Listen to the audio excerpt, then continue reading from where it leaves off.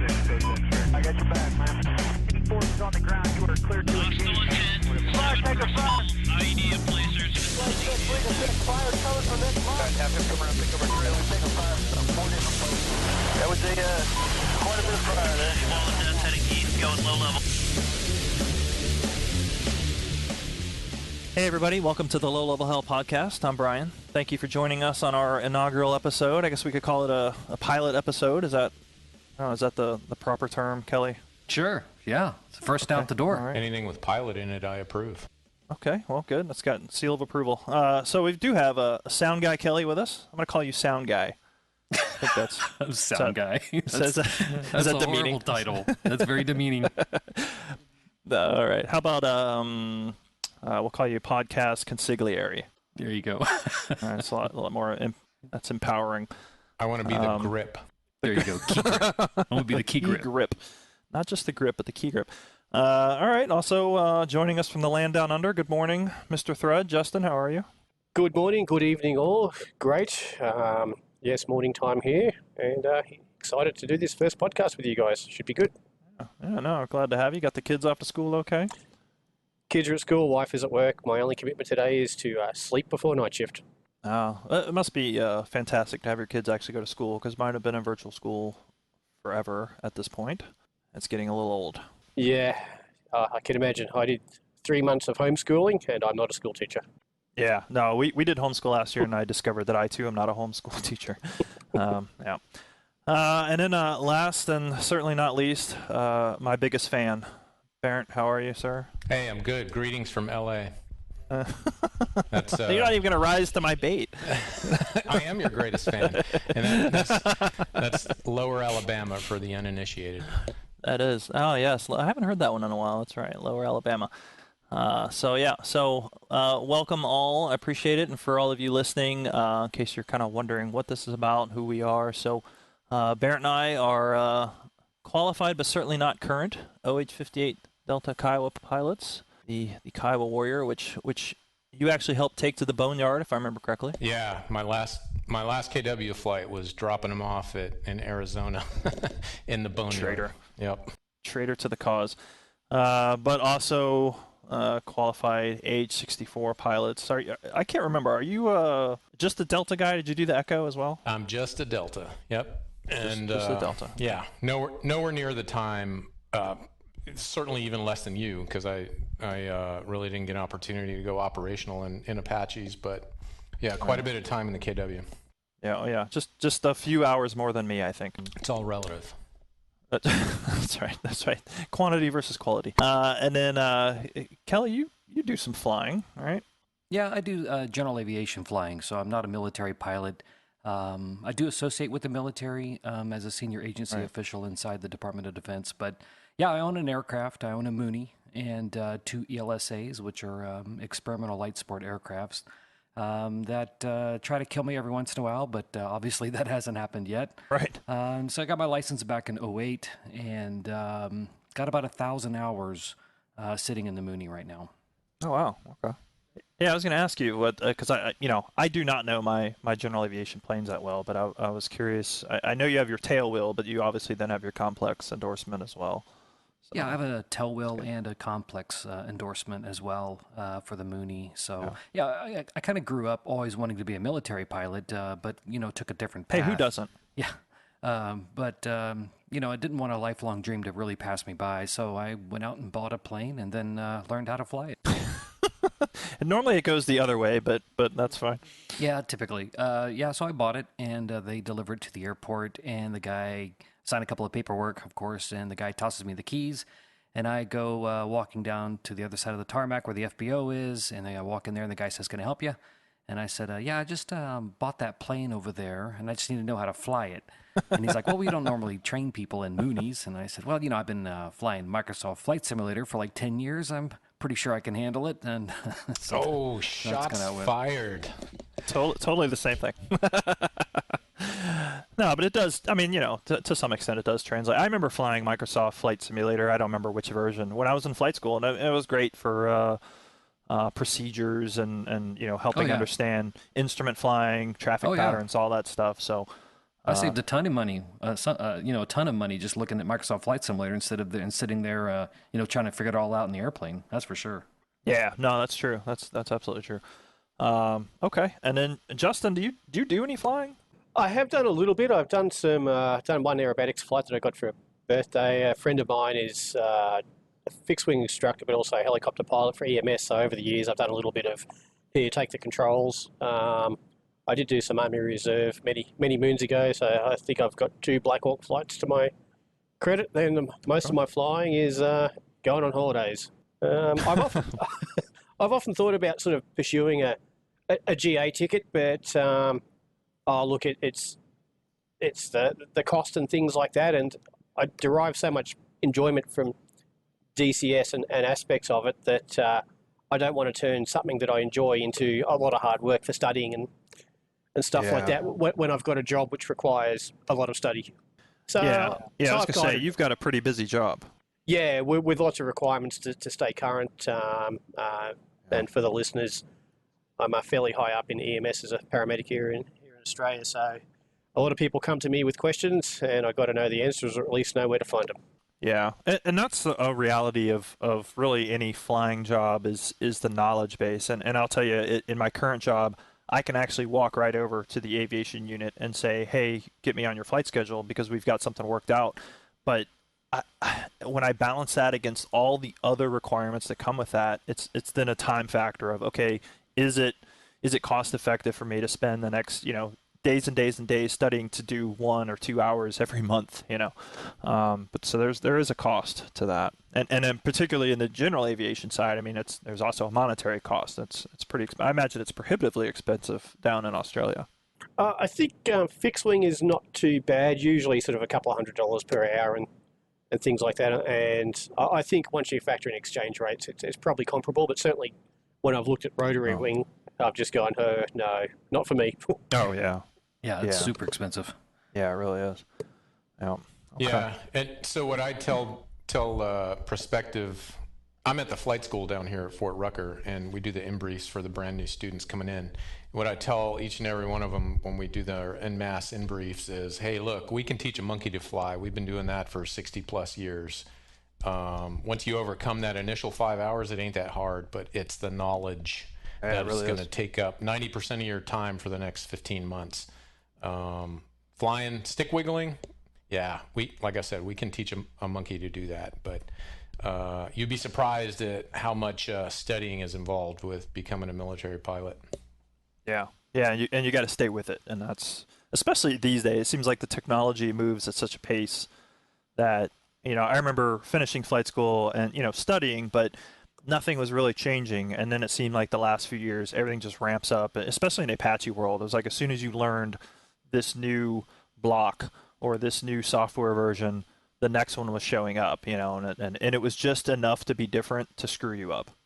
That's what we're telling the kids nowadays is the systems are fundamentally different. We are requiring more of a new pilot today than we did 30 years ago. They have to know the aircraft are so phenomenally complex. There is almost no relation to the Huey of yore. Right. Yeah, but are you finding though the students that are coming into the class now, being like a younger generation and coming on board already knowing all these games and their hand-eye coordination movements and technology a lot better? Are you finding that easier for them to adapt to, the new technology? You know what I'm saying? Do they have a better hand-eye coordination? I get what you're saying. There's some correlation.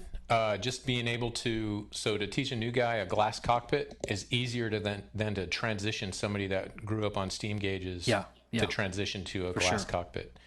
But it's all you coming from the military side of things, how nothing is seamlessly integrated. The real hard part is trying to make all the different disparate systems in any military aircraft seamlessly work, which none of them seem to be designed to do, with few exceptions. So that's really, there's so many step upgrades, and we're getting into man-to-man teaming now, and we're expecting a poor pilot to quote unquote be the quarterback of the battlefield, which is a lot to ask of a guy, a 26, 27-year-old guy that has 300, 400, 500 hours under their belt to understand the battlefield.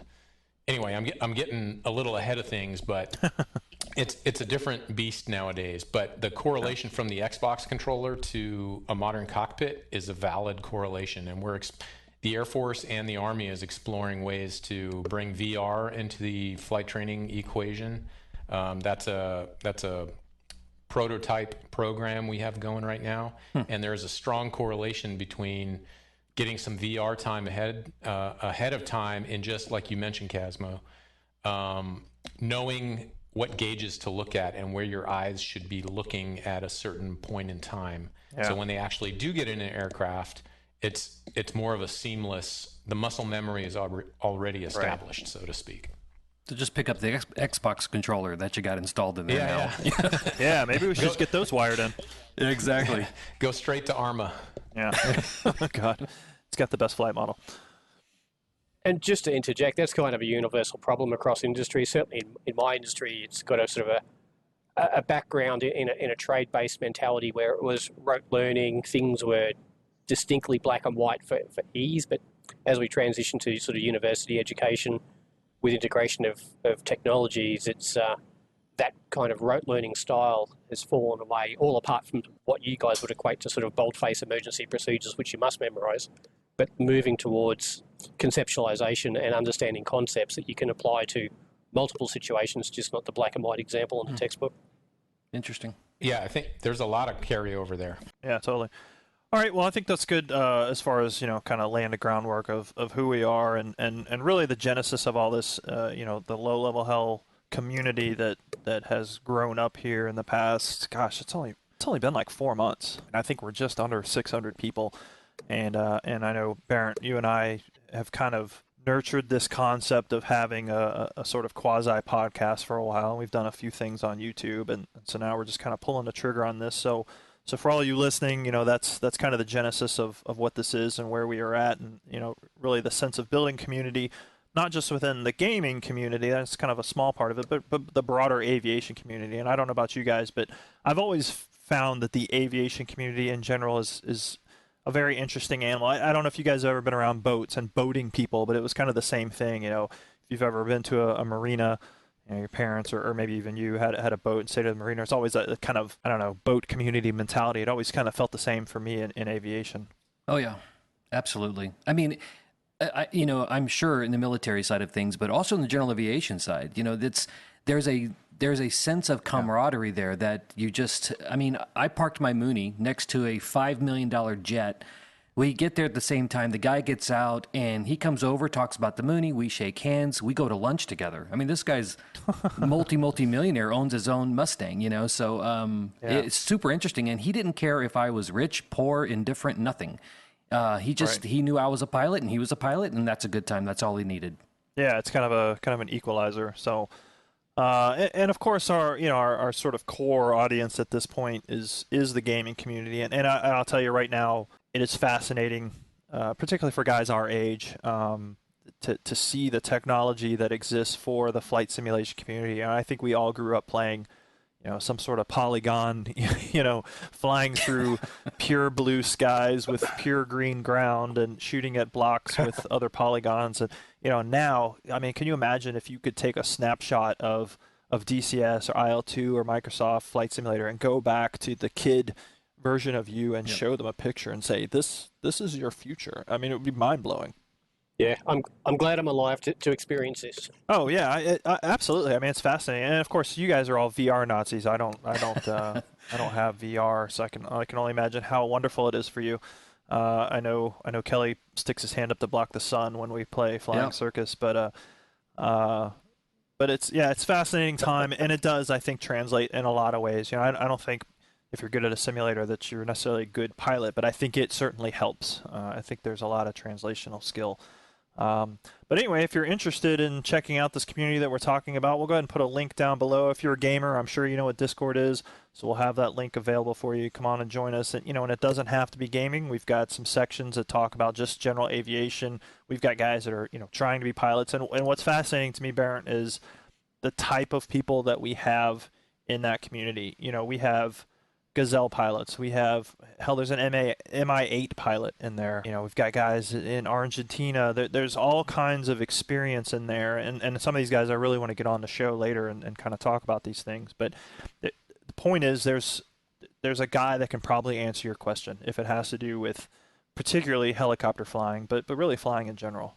Yeah, that's right. I think low-level hell has become the leper colony of all the rotor heads within the DCS, the DCS wider world, right? So you're attracting a lot of rotor wing enthusiasts. No, it's been a wild ride, and I'm stunned when I look to see how many people are in there and the conversations that go on. So, well, at any rate, so we will kind of scratch that video game itch, and then we'll move into our main topic, which is pretty timely when you do compare it to DCS and some of the things coming out. But we'll talk about DCS and just kind of updates in general, just kind of some quick wave tops. So, Justin, what do you got for us as far as DCS? What's new? Look, I think if we look at this year, it's been a bit of a started off rocky, I think, with DCS, but I think they've hit the nail on the head with their patching schedule now, and I think have kicked some goals and generally delivered us some pretty good builds. I know there's a few little teething issues there. I believe Syria Map seems like it's got a memory leak, but no ETA have a fix for that. So those of us, such as us here at Low Level Hell, experiencing memory leaks when we run servers and the odd performance issue. And there's been a number of sort of hot fixes the last couple of weeks, but overall DCS I think is in a pretty good place, especially compared to the start of the year, the end of last year. Certainly VR performance could be improved, but there's sort of promised improvements in that space. But I think we're looking at a pretty good end of the year. We've just seen the A10-2 release with a whole swag of new systems which have really added to the core game. And now with what the A10 Warthog 2 has, it's certainly got the Viper and Hornet pilots crying as I want my Jahamix helmet-mounted sight to do that. But no can do, buddies. I tell you, that is a great upgrade. And I mean, even for $20, I think is what it's going to go up to when it's the off sale. It's worth it alone for that sight. That's amazing. I could not agree more. It's when they said substantial discount, I honestly didn't expect it to be $10. No, I didn't either. Mind you, I think for the amount of time I've spent in the A10 over 10 years, for the original, I can't remember what I paid for it, maybe $50, I've got my money's worth. Yeah, so no, it's definitely looking a little bit dated there towards the end, but now we've got some good toys, and hopefully same for the Black Shark 3 next year. But then while we're all here, the Kiowa Warrior at some stage as well. So we're all sort of eagerly looking at that space to see how that thing progresses. Yeah, no, the KW is going to be a good time. And then, of course, yeah, like you mentioned, the Syria map leak, which, I'm the idiot when it comes to computer stuff. You guys are smarter than me. A memory leak, which I think Kelly described, is not actually a leak, but a great term for it. But that's not going to affect people just playing at home. That really is primarily if you're hosting a server and it's on for a long time. Is that right? Yeah, essentially, he's right. I mean, if you're playing if you got the Syria map and you're running your own mission at home, playing solo, you'll never experience it. But when you get into serious mission building, like Justin does, and running a server on that side, it could become a problem. And what it eventually does is eats up enough memory until just it has no more RAM to use. You could have 128 gig of RAM in there, and eventually it will eat up all of that, and then it'll crash your server. So ours, the low-level health servers don't seem to be expanding beyond 10, 11, 12 gig. So it's not a serious leak of memory, but it is something to be concerned with when other maps are running at 6 gig, say, on RAM. Yeah, and if we could capture some metrics on it, I really don't know what it is. It could simply be the amount of sort of dead units just stacking up, and maybe it might actually cap at a level, but we've just never let it run long enough to see where it peaks out. But we'll keep an eye on it. All right, and then the other kind of big beast of simulation, IL2. I don't know if anybody's taken a look at what's going on new over there. Yeah, they came out with that patch just recently. I believe it came out in, it was like the 25th of last month. Or maybe it was a little before that. It was their new 4.5, so it's kind of a significant upgrade. So they even, they renamed it. It used to be like the ones or whatever, and they went to a whole different signature of 4.5. So it must be big. But one thing that putting big numbers on the board. Yeah, that's right. One thing it was supposed to really relieve or help is the long visual range of picking up targets. Now, personally, I fly VR in IL2, and it is phenomenal. It's so much fun. It's phenomenal at least in flying circus. In fact, I've made myself airsick, and I'm a pilot, so that's saying something. It's such an experience. I highly recommend it. But VRs have flying in VR. You have a harder time seeing those long, far out targets, and so the increase has helped a little bit. But I don't know about flat screeners if it's helped you guys out or not. I don't know is the short answer. I have not noticed, but what I have noticed is in our games since that patch comes out, I am not the guy picking out the enemy. Well, what enemy? I mean, our last one was a little boring, but but seriously, it was almost exclusively me. Yeah, absolutely. Finding aircraft because I think I was the only guy. As I saw somebody call it pancake today, VR or pancake is how they described it, and I'm a proud pancake owner, but I have noticed that you guys are actually picking stuff out before I am, or at least seeing it at the same time. So it's definitely a needed improvement because as somebody had described IL2 as the pixel finder game or something like that. Yeah. But honestly, I'm never looking because I'm usually flying like in the number 2 or number 3 slot, and I'm so concentrated on just flying formation. I'm hoping somebody else picks out the targets because flying the biplane is pretty interesting in itself. Yeah, well, and that's usually why I take off in the number 2 position, end up in the number 6, because I'm spending so much time looking around, and I'm exactly right. I'm terrified because I can hear you or somebody next to me, and I'm like, oh my god, and I just descend and I turn away, and next thing I know, you guys are leaving me behind. Yeah, so. Yeah. I'm still rocking the Rift Gen 1, and everything just looks like a potato anyway. So. Jeez. Well, wait for the G2. Reverb G2 is going to come out, and that's going to be phenomenal. Yes. With significant financial investment in the other components of my computer. Still cheaper than a real airplane. Yeah, true. Well, if that's our litmus test of measuring, you're right. You're not wrong. Just saying. I'm just thinking hour by hour. Yeah. Did any of you guys play Microsoft Flight Simulator, the new one? I have it. Okay. I have not. It's interesting now that they don't have VR in that, so I'm sure Justin is probably just like me and like, you know what, I'm going to play it a lot more once they have VR. It is absolutely phenomenal. I mean, I was flying over my community here, and it's I could see everything was mapped perfectly. You can actually see the cars from the GPS or from the Google Maps, kind of still visible on the roadway. So if you're into that game and you want to fly precision flight, like kind of know where you are and get that same feeling of kind of where you are in spatial orientation when you're flying at your home airport, that will give it to you. You got to have a massive computer, to make it run smooth, but it is a really good game. I'm just looking forward to VR. Justin, what were you going to say? I only had the beta of it. I sort of haven't bothered with anything until VR and maybe some helicopters or appealing aircraft to me. I'm not sort of much for the GA stuff, but maybe some sort of unique stuff like the crop dusters and the bush pilot planes, which I think there is one in there, sort of stuff like that.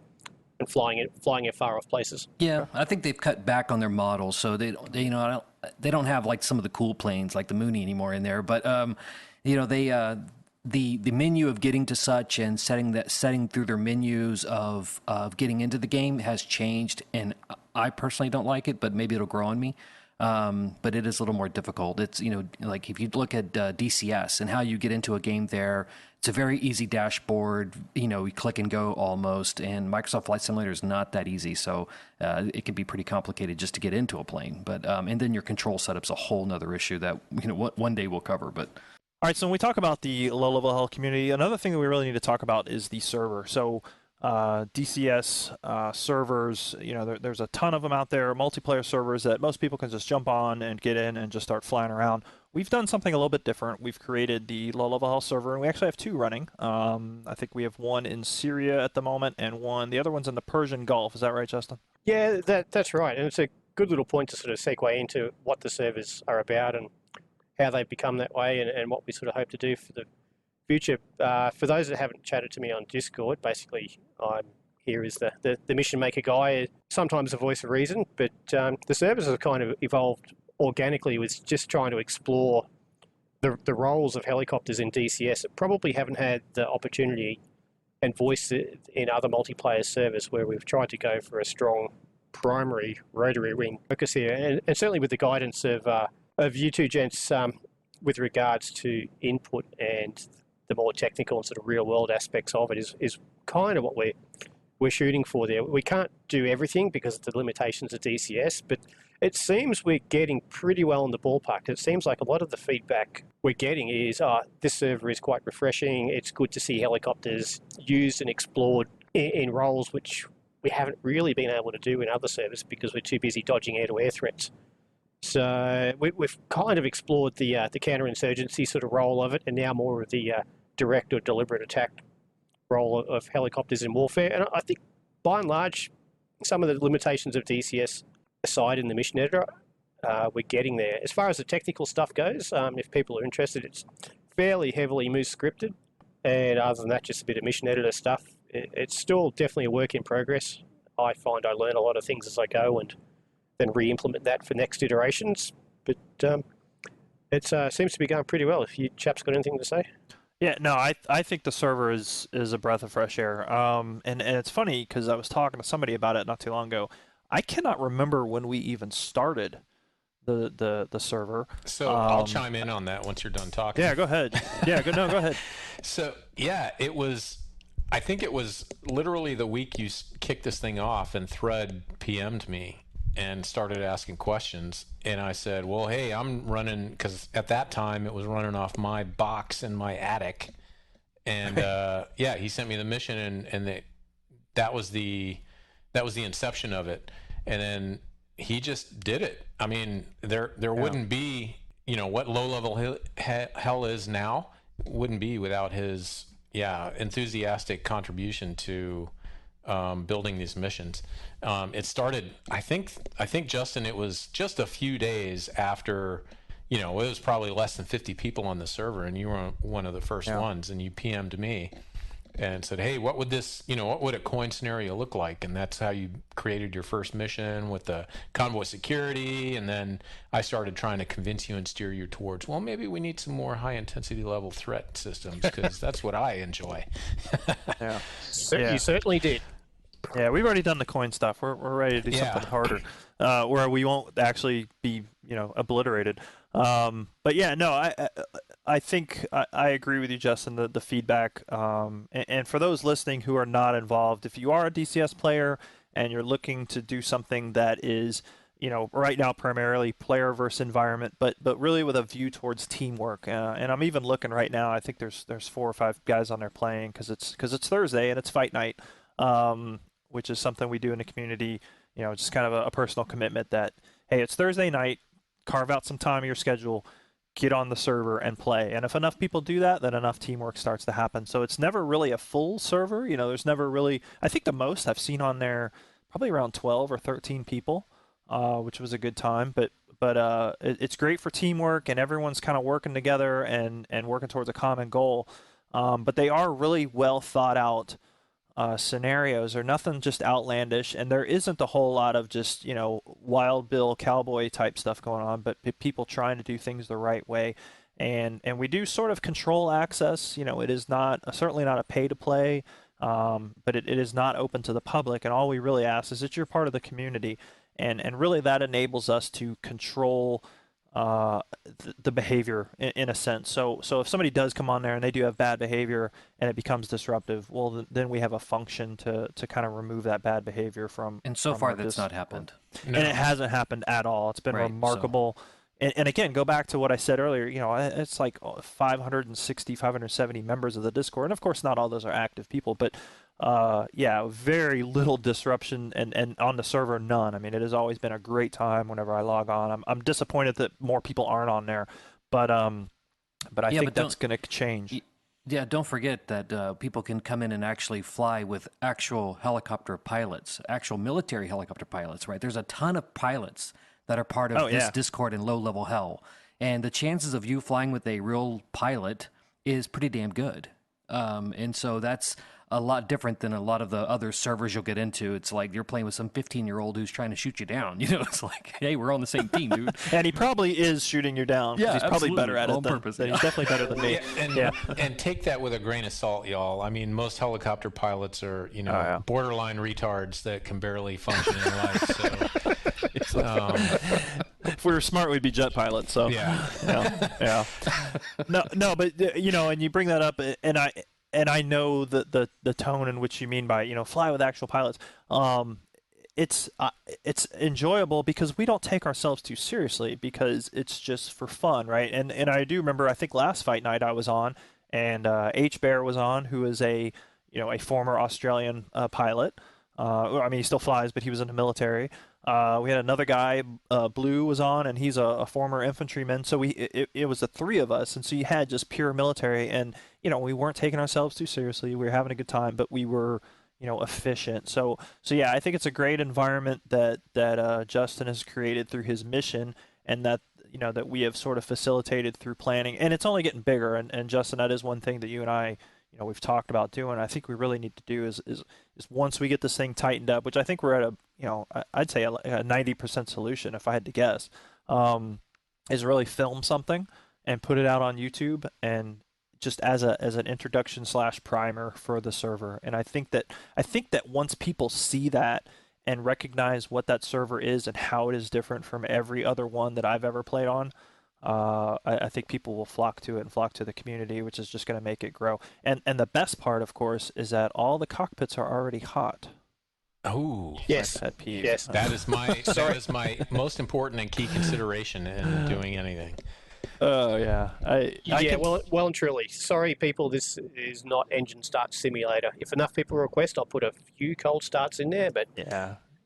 We're hot starts. Let me tell you, if in real life I could have had a Woj at my disposal to sit in a cockpit and run it up for me so that I could just walk out and hop in with everything going already, I would have done that. Absolutely. And where I said before, I think I called this a leper colony for rotary wing guys in a DCS fixed wing world. Maybe if you consider yourself a misfit toy in the DCS fixed wing world, this is the island of misfit toys for rotary wing guys. I didn't even know I was a DCS rotary wing guy until I started exploring the role of the helicopter in the sort of the battlefield that DCS allows you to portray. And certainly what I've seen in my travels is a lot of people that are fairly ardent fixed wing guys come across and say they're really enjoying this. So I think if I keep plugging away and you guys keep providing a bit of guidance, I think we'll keep providing something that's unique for all the players. No, we're converting people all the time. That's great. Yeah. Why? You know why that is, though? Like, I've had the opportunity, I'll put that in air quotes and leave it at that, to interact with some Navy and Air Force fixed wing guys, and they always left an unpleasant, bitter, and salty taste. So I'm opening myself up to, this could be construed the wrong way, but a salty taste in my mouth. It's just because helicopter guys. Yeah, just go ahead and edit that part out. No, that's staying. No, it's staying. Yeah, it's just because we're cooler. We're cooler. Well, it's funny. I was listening to that interview with the A10 guy, and he was saying essentially the same thing. He was like, we don't fit in with our own community of the broader Air Force because of personalities, and he kind of left it at that. But no, it is a different community, and I've had experiences with the fixed wing guys too, and it's like anything else. There are dudes that are awesome. There are dudes that you wouldn't piss on them if they were on fire. So every community has it, and I hate to say it, but ours does as well. So, but it is a different tone. And then even as you break that further down, if you talk to an Apache guy versus a Chinook guy versus a Black Hawk guy, there's a different sort of tone with those guys as well. But what I enjoy is the fact that we do have kind of all those walks of life in our community, and we really don't have any of those measuring contests. Edit myself on that. But what another thing is interesting, Barrett, I don't know if you know this, maybe you do, but I was talking to Kelly the other day about this because Kelly, you've only been playing DCS for like a month and a half, something like that, right? Yeah, I came in like, I've always seen it, but until I really Sure. got the VR, it was about a month and a half, yeah. Yeah. And strictly And so, KA50, really. right. And so, Barrett, what I thought was interesting is that he said he watched a video on my channel, Casmo TV. Please check it out. Hit subscribe. Shameless. Shameless plug, but that's really what I do. But he was watching one of the videos where you and I and probably Justin and some other people were on the server, and we were having fun but doing something cooperatively. And he said, "Man, I want to be a part of that. I want to see what these guys are all about and join." And so that's and which then directly leads to this, this thing that you and I had talked about, Barrett, for doing for a while, and we could never really kind of wrap our head around it. Well, here comes Kelly, and he has experience doing this stuff, so it's kind of opened these opportunities. But I think that's a good kind of example of the server just being its own little thing, and it's fun, but it does build community. So I'm thankful for that. And I'm thankful for all of you guys who've contributed to that to make it what it is. Agreed. And with that statement, You're welcome. Yeah, with that statement, you would be receiving a bunch of ridicule and catcalls for polishing somebody's knob in a ready room environment. So, well, absolutely, and that's the other side of it that I was thinking about earlier.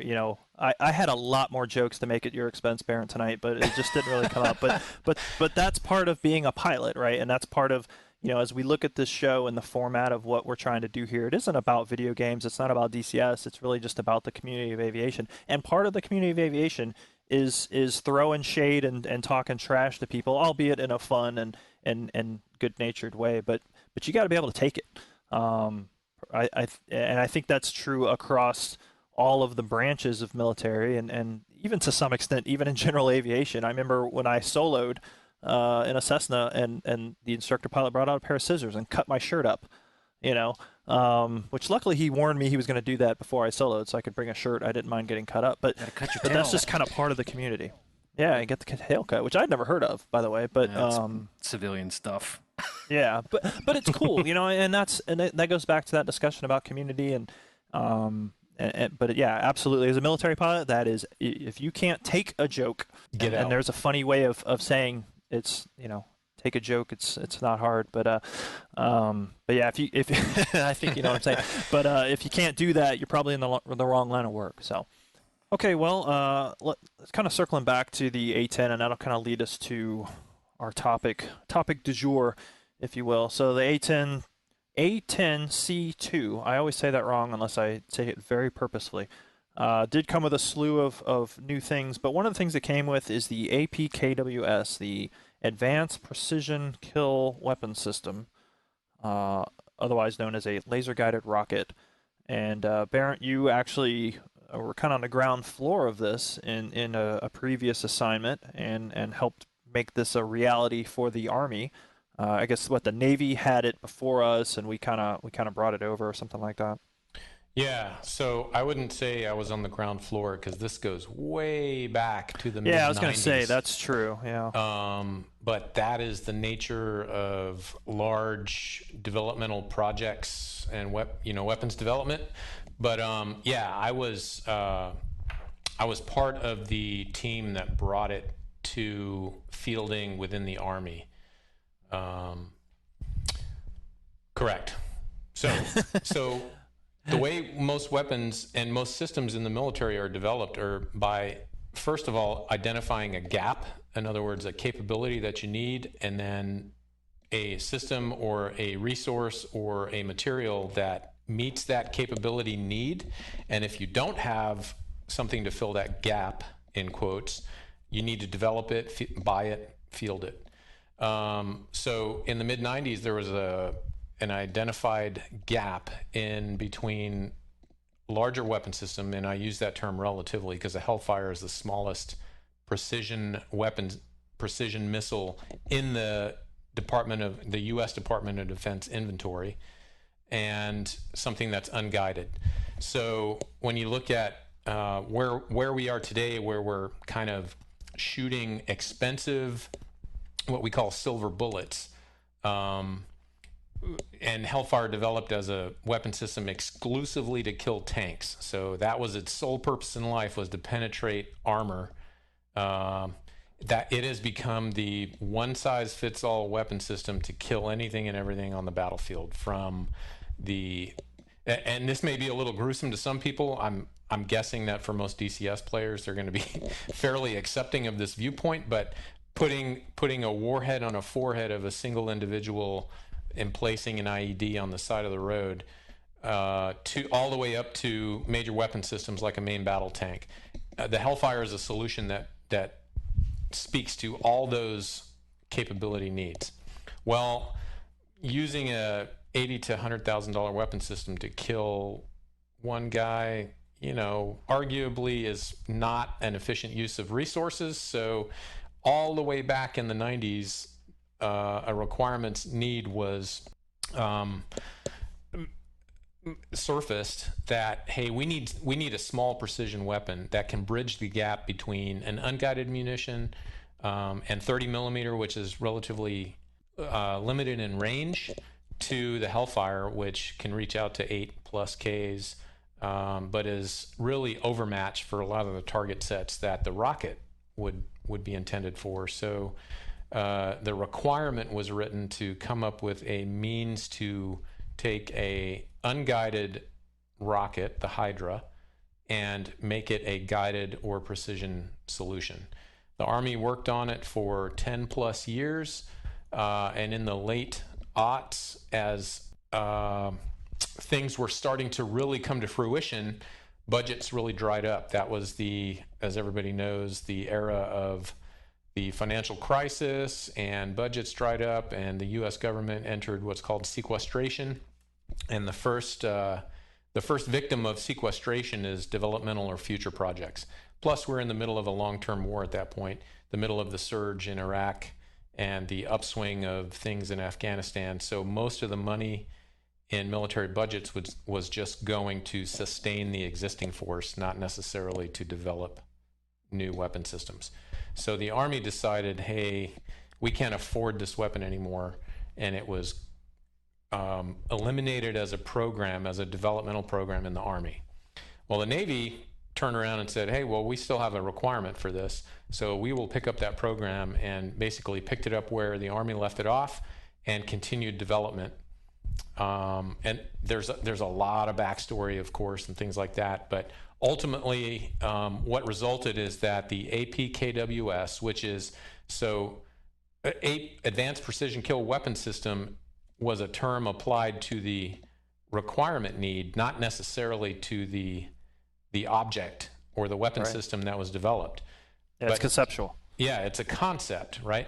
But BAE, the maker of what is now currently known as the APKWS-2, recognized that there's a marketing value in using that concept term, and so they called their solution the APKWS. And so that now that is known, the APKWS is the thing that BAE developed.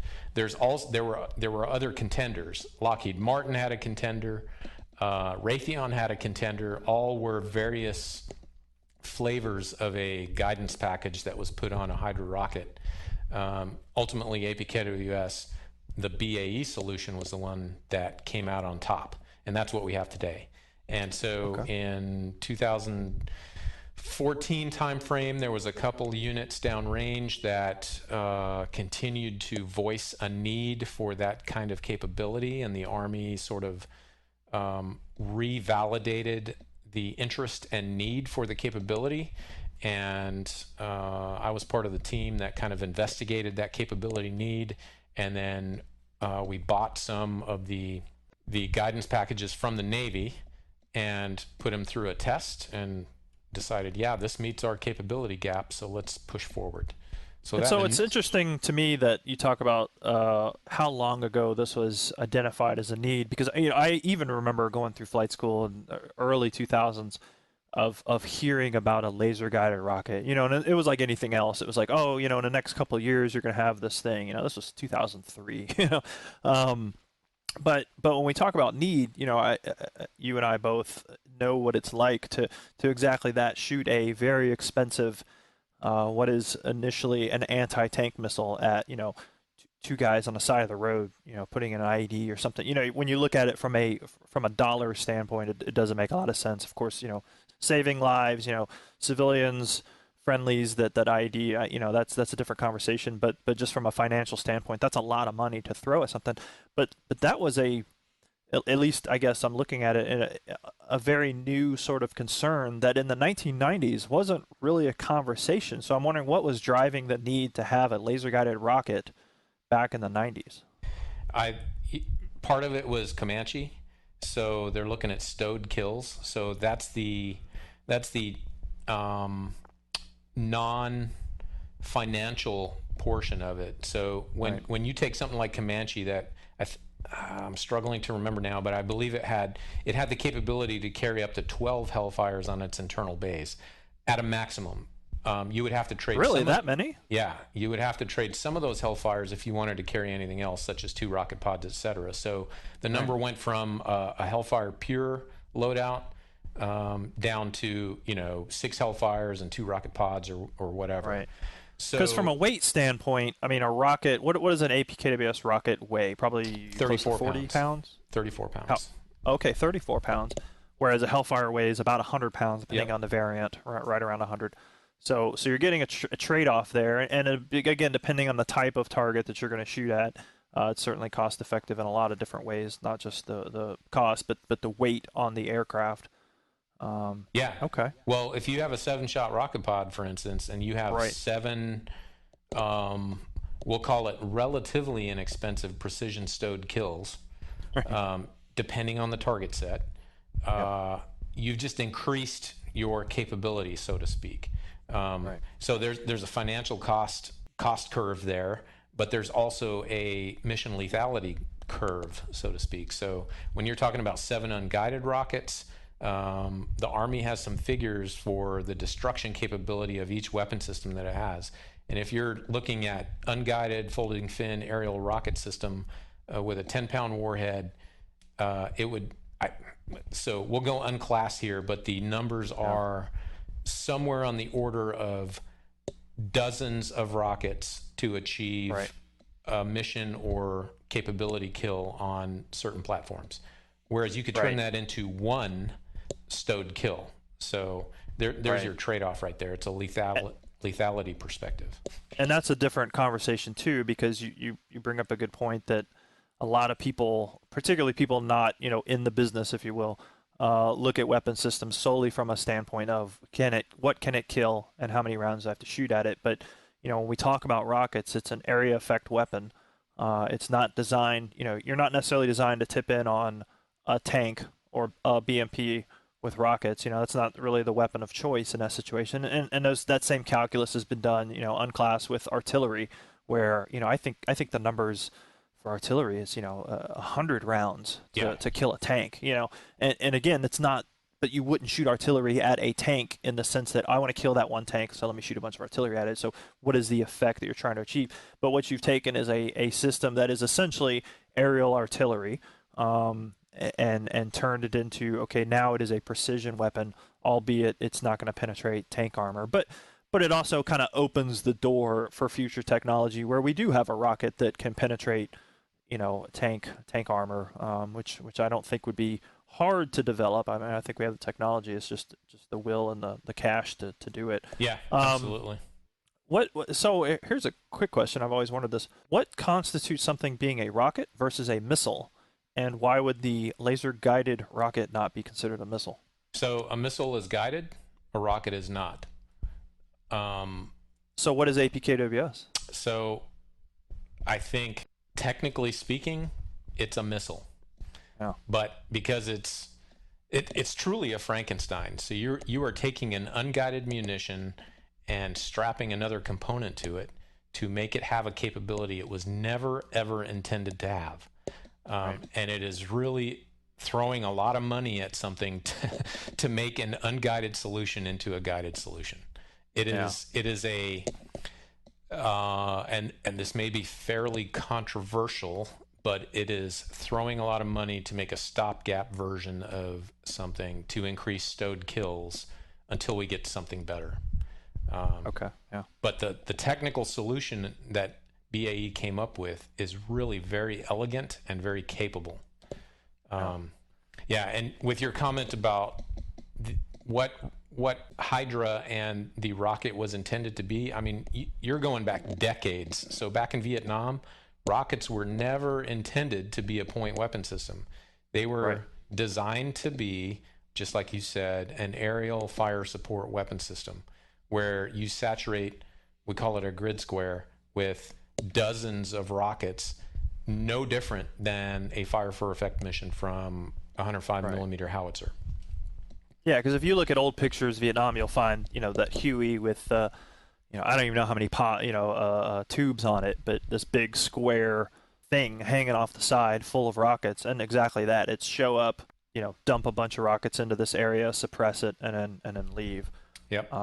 Whereas, our experience has been almost, I always like to tell people, I like to savor my rockets. I don't try to shoot more than 2, maybe 3 on a run because I've only got a few, and I'm trying to make them as precise as possible. Whereas now you have the system, and having been deployed and seeing that thing in action, I can tell you it is absolutely precise. I will just say that man-sized targets are not safe from that weapon system. It is impressive when when man and APKWS collide. It is an interesting show. Yeah, and when you think about how BAE tackled that problem, because when you look at the unguided rocket, just like a rifle, it's spin stabilized.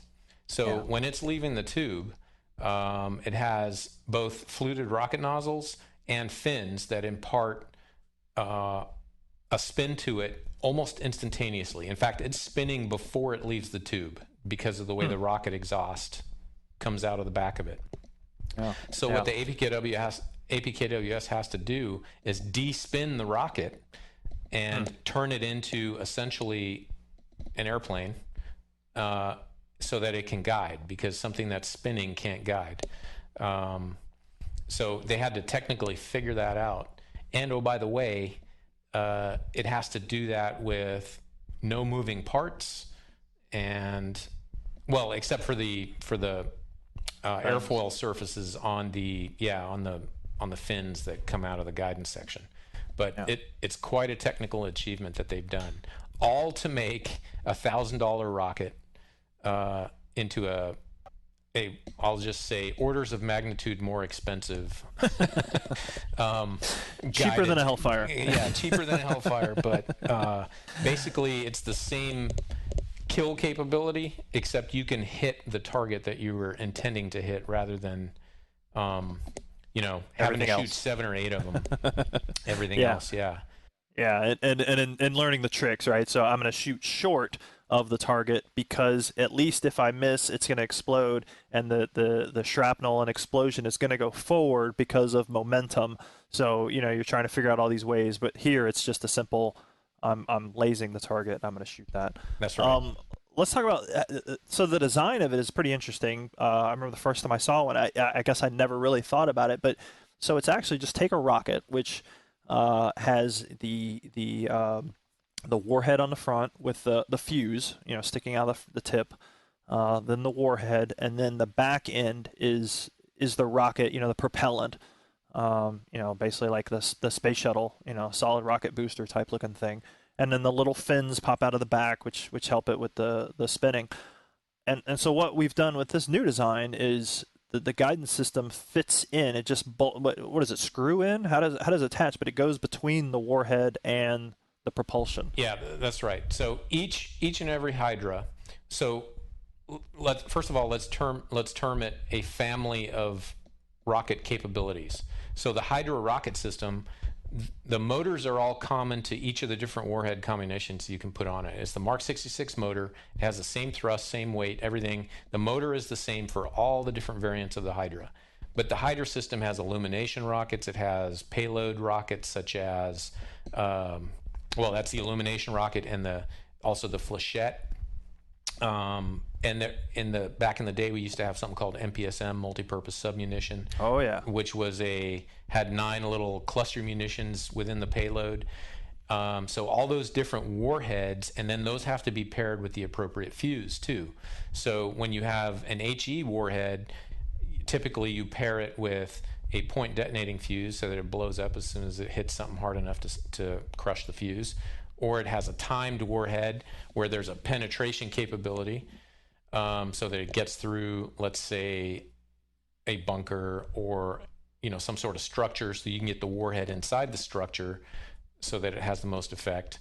And then you have just time delay fuses, such as when you're firing an illumination rocket, it just deploys that flare after X amount of seconds. So you fire it up in the air and the flare comes out later. So that's what the Hydra family of rockets is. So what APKWS does is you unscrew the warhead section, and you basically, in between the warhead and the motor, you take I want to say it's 13 inches, maybe 16 inches. It's a guidance section where all the electronics, all the functional components that turn that unguided rocket into a guided missile, you screw that onto the motor, and then you screw the warhead back on.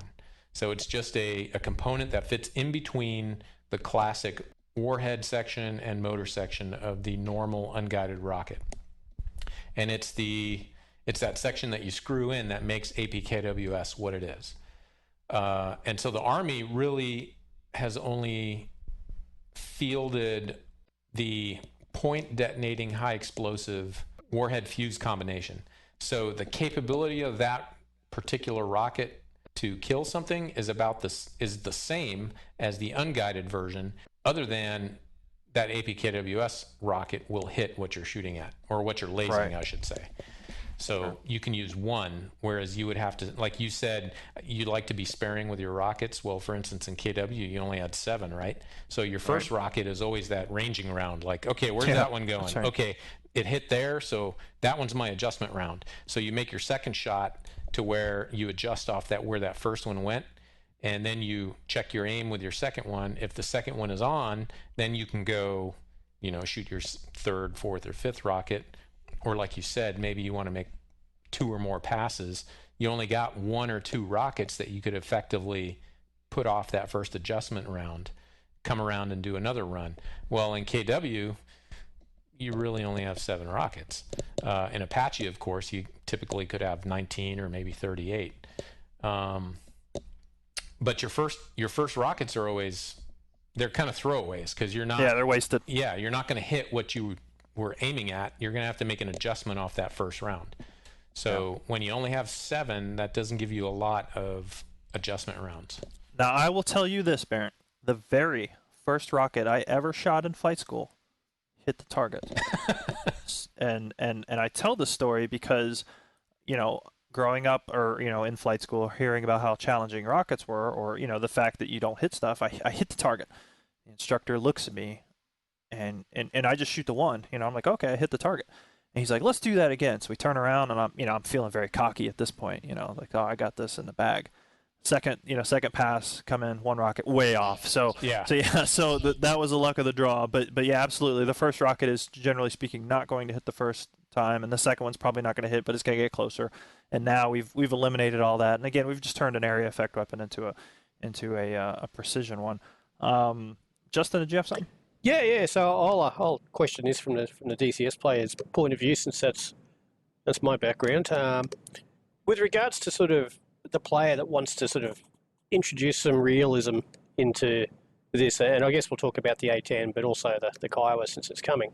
What would be the sort of realistic loadout? Would you take 2 pods of 7 that the Kiowa can carry, or would you mix your rounds up, or would you indeed even mix the pod up?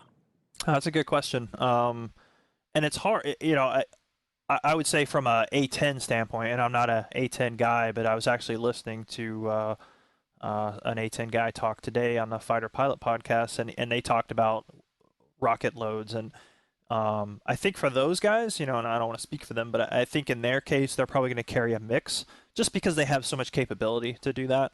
In a Kiowa, you could separate the pods, right? So you could have what was it, Baron? In the 7-shot pod, you have 2 zones. Yep, Alpha and a Bravo zone. Alpha had Right. 4 rockets. Bravo had 3. And then for the larger, the 19-shot pods, you had 3 zones.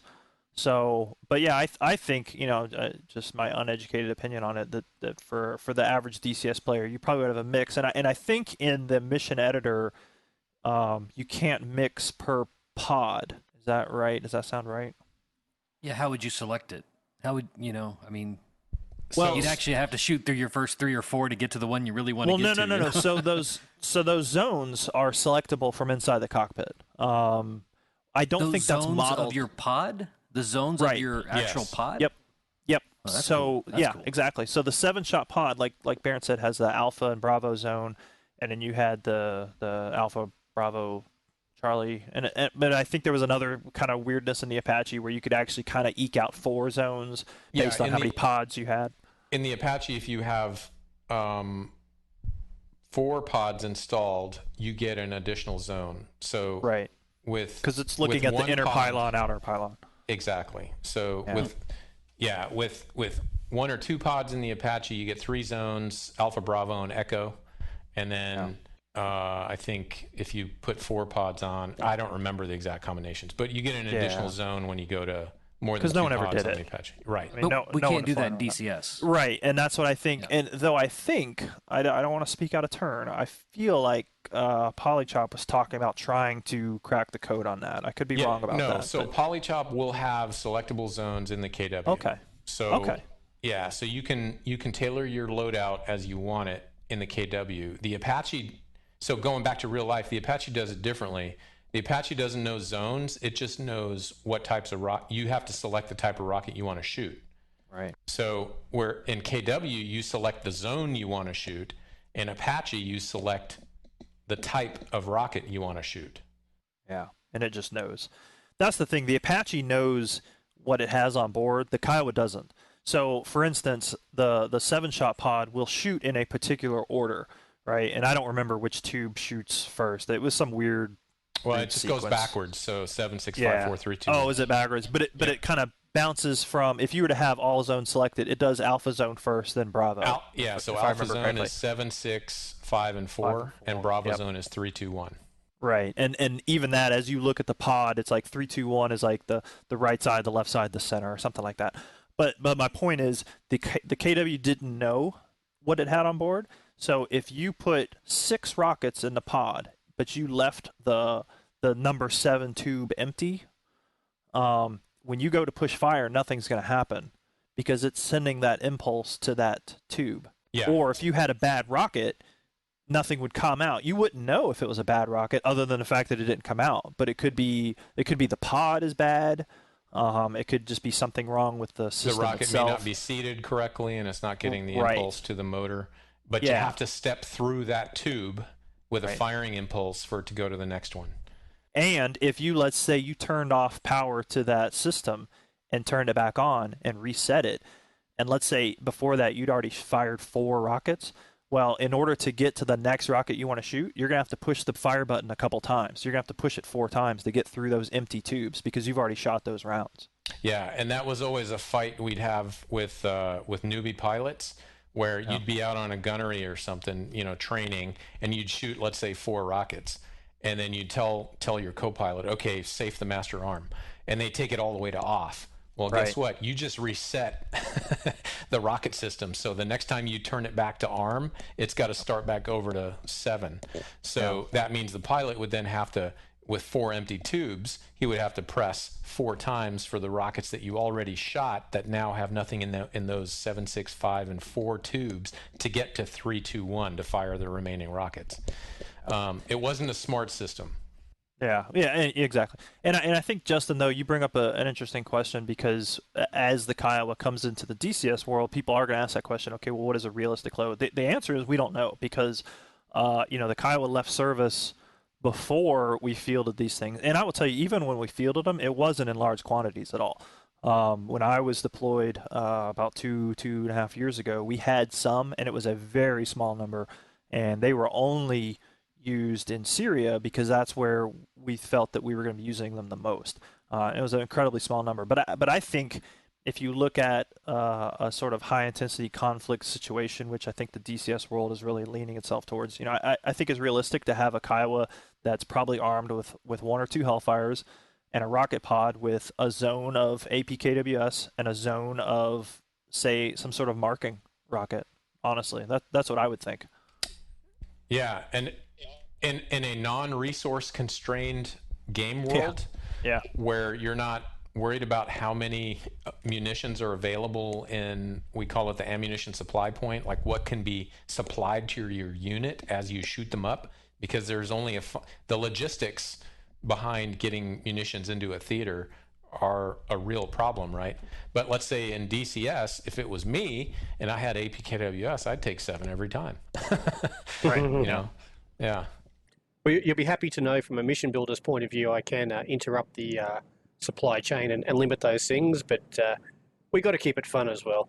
Yeah, and then for the A10, I mean, I guess I've seen guys just flying around with like 400 of them on. So I suppose it's kind of like I'm not a fixed wing guy, but I hear folks on PvP servers, they come out in a Viper with 10 AMRAMs or something. Like that would never happen in real life. Yeah. Absolutely. Yeah, I was talking. I think it was kind of in open air. We were talking on the Discord with Chicken, who is a Marine UAS guy, and has some experience with these as well. And I think the way he described it too is it's not so much that you can't do it. It's, I guess the way I interpreted what he was saying is you want to make sure you catch it. Because the Hellfire is, as you said, it's designed to look for it. It has the capability to look around. And again, we'll go into that later at another time. But it has the ability to look around and find that laser spot. Whereas this, with the rocket, you've got a very narrow window where if you're not squirting the laser, you can probably still catch it. But you don't want to put yourself in that situation because you want to make sure that as soon as it comes out, it's got something to hone in on to. Because the flight characteristics are very different. Yeah. The unique thing about APKWS is it's a completely new technology. So its ability, without any moving parts in the sensor, in the laser receiver, it has a very, very wide aperture, so to speak. So if there's a laser out there in front of the helicopter, I'll leave it as broad as that, it's going to see that laser. As long as the signal strength is high enough that sensor can resolve it, it's going to see it. Whereas Hellfire... But I guess it... whereas Hellfire is a little bit different, is its aperture is very, very narrow. But the way it overcomes that is it actually moves that aperture. So you have a gimbaled seeker in the nose of the Hellfire that's actually scanning, that's looking for that laser spot. So I'm just going to use arbitrary numbers here, but let's say the aperture in the Hellfire is 10 degrees. If you were in a non-moving mode, right? So if it was staring, it could only see a 10-degree wide aperture. You overcome that by then putting that sensor on a gimbal, and it moves it out to, again, just making up numbers, a 30-degree wide aperture. APKWS sees more than 30 degrees all the time. So that's the nice thing about APKWS is you have a very wide see the laser window, but because it's the motor on a rocket burns for a split second. And once that motor's burned out, that's all the kinetic energy you're going to get. So the further off axis you are, the more energy it has to use up in turning to get back to the target. That's going to decrease its range. Yeah, because I guess the other function, it maybe it's not a matter of the rocket can't see it. It's the ability of the rocket to do anything about it. Exactly. Yeah. Okay. No, that's a good way of looking at it. Okay. Yeah. All right. Well, listen. Appreciate the time and excellent explanation. I think it's an incredible system that as we go forward, it's only going to build upon itself. And, even the Hellfire, which again we'll talk about, has seen such a dramatic change in its life cycle since definitely since I started flying, and I think for you as well. So this type of technology and this type of capability is definitely going to expand over time. So it was interesting to hear about. So I appreciate you sharing that with us. And I want to thank everyone else for participating and everyone at home for listening. I had a great time. I appreciate you guys taking the time out of your day, whether it be night or morning, to talk about this, and of course for our listeners. So I hope you guys enjoyed it as well. If you have any questions or comments, we are going to have a website available. It is the Low Level Hell Podcast at gmail.com. So send us a question, send us a comment, and we'll try to get those on. And if you have any other topics that you'd like to see us address, please send it to us. Views expressed by the cast and the guests do not represent the Department of Defense or any private business. We appreciate your time and listening to us, and we'll talk to you next time. Thanks for stopping by the Low Level Hell Podcast. Take care.